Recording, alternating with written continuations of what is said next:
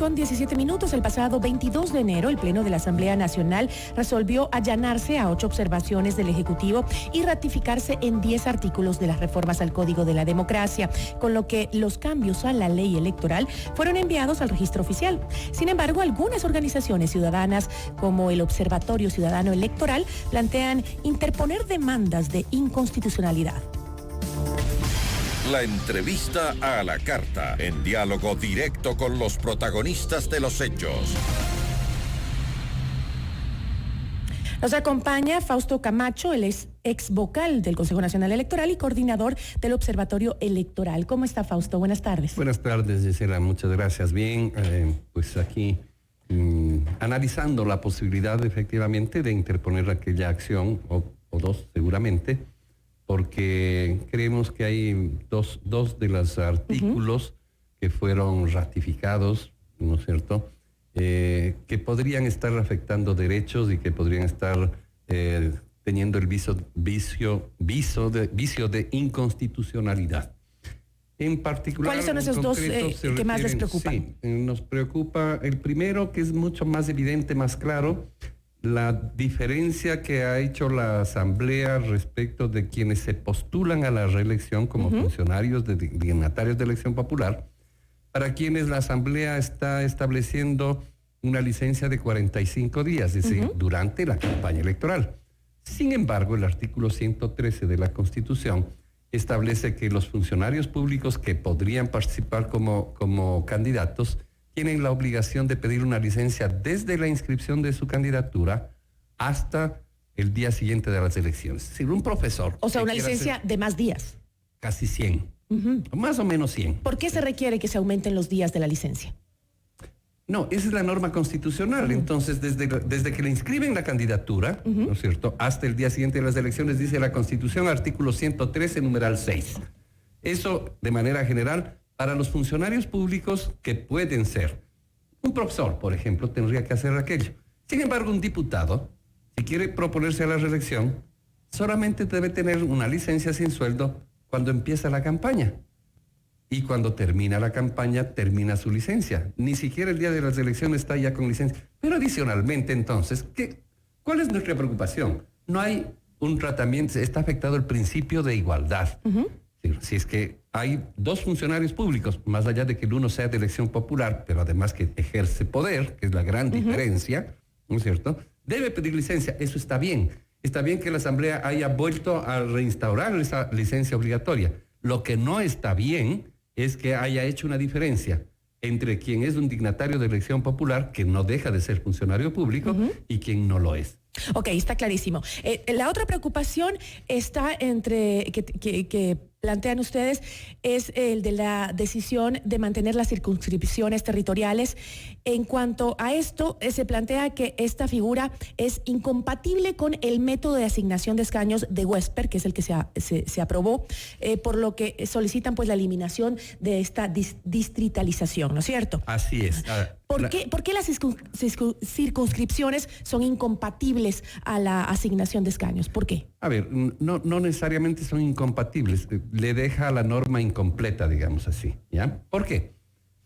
El sistema electoral básicamente tiene 4 componentes. La forma de presentar la lista, la forma de votar, la fórmula de asignar escaños y el tamaño de los distritos. De esos 4 componentes, ¿no es cierto?, depende que se cumplan varios principios. Uno de esos principios, que es mandatorio de acuerdo al artículo 116 de la Constitución, es el de la proporcionalidad.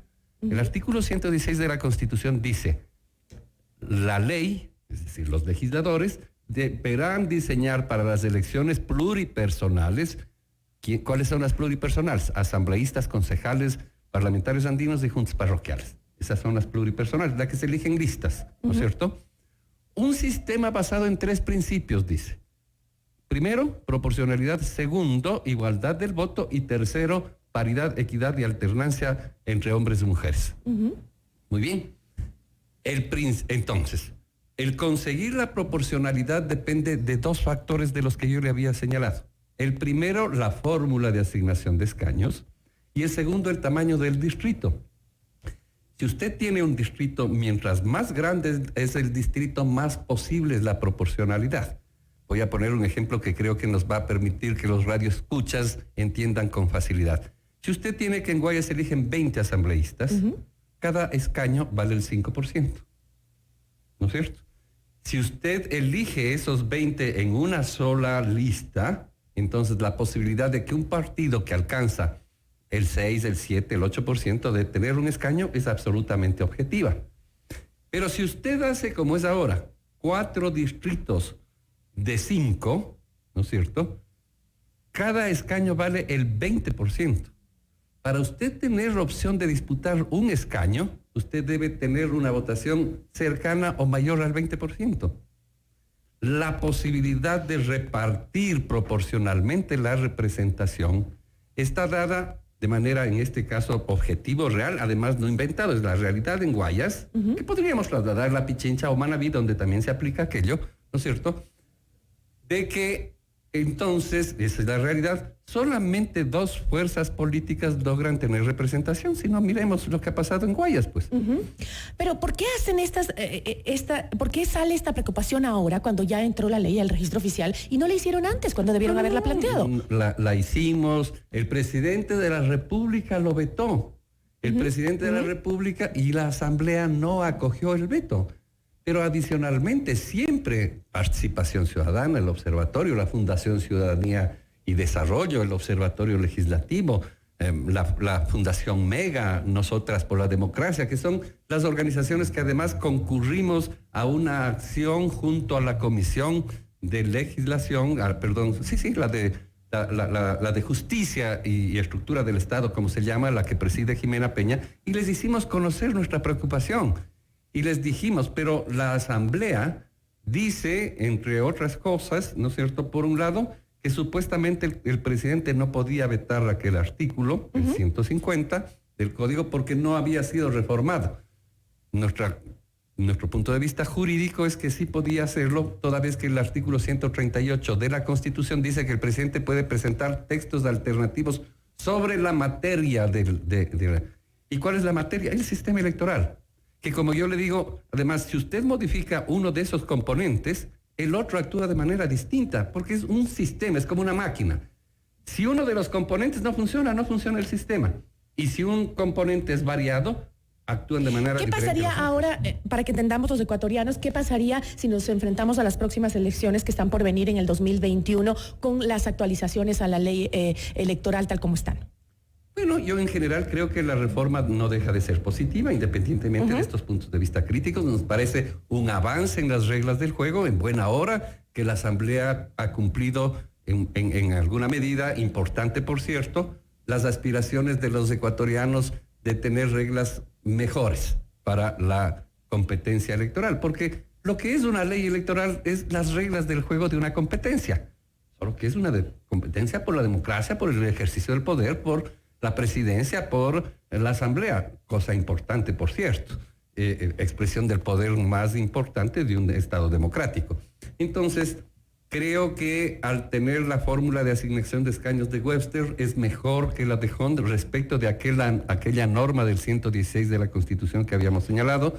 Creo que la lista cerrada también es un avance y el cierre de una etapa de un experimento que creo que al país no le sirvió de nada desde el año 96 para acá. La última vez en que se eligió en lista cerrada fue el año 96. A partir del 96 en adelante se abrieron las listas y se contribuyó a una destrucción de los propios partidos. ¿Por qué es perversa esa forma de votar entre listas?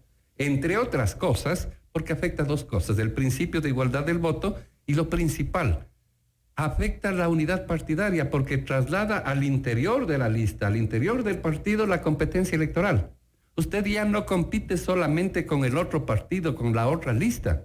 Usted compite con sus propios compañeros de lista. Eso afecta. Además es un tema que no pasa solo en el país, pasa en donde han aplicado esto. O sea, es un tema técnico. No se trata aquí de darle una connotación más allá de la que tiene. Usted dijo, Fausto, que están analizando el poner esta demanda. Sí. Si lo hacen, ¿cuándo lo harían? ¿Cuándo tomarían esa decisión? ¿Y por qué analizando si usted me está demostrando aquí que hay estos errores? Porque hay que mirar la voluntad de todos los otros integrantes del observatorio y de los integrantes de las otras organizaciones políticas, más allá de que hiciéramos un anuncio público cuando nosotros pedimos a la Asamblea que se allane al veto y ahí dijimos que estábamos analizando esta posibilidad. Creo que, por un lado, no siendo demócratas como somos, no desconocemos la capacidad de la Asamblea de dictar la ley. Es correcto, la Asamblea además ha cumplido su papel, pero tampoco eso nos impide el ejercer nuestro derecho y finalmente que la Corte sea la que determine ¿Y cuál es el anhelo entonces? ¿Que ya para las próximas elecciones se pueda rectificar estos errores que ustedes plantean? Por supuesto que sí. ¿Es posible que se alcancemos? Absolutamente posible, porque en buena hora hay una norma constitucional, y esto que quede bien claro, no queremos boicotear el proceso ni dificultar el proceso. Porque yo ya lo veo tan difícil con los temas contra Atamaín, con los conflictos que hay dentro del Consejo Nacional Electoral, con las demandas de inconstitucionalidad a la reforma. Yo ya veo que las elecciones se nos ponen difíciles. Sí, bueno, creo que las elecciones se ponen difíciles. Bueno, no las elecciones, sino el proceso electoral. Sí. Lo veo como un poquito problemático. Los conflictos internos del CNE son terriblemente complejos para todos los ecuatorianos, nos preocupan, ese es otro tema, pero evidentemente lo que usted dice tiene toda la razón.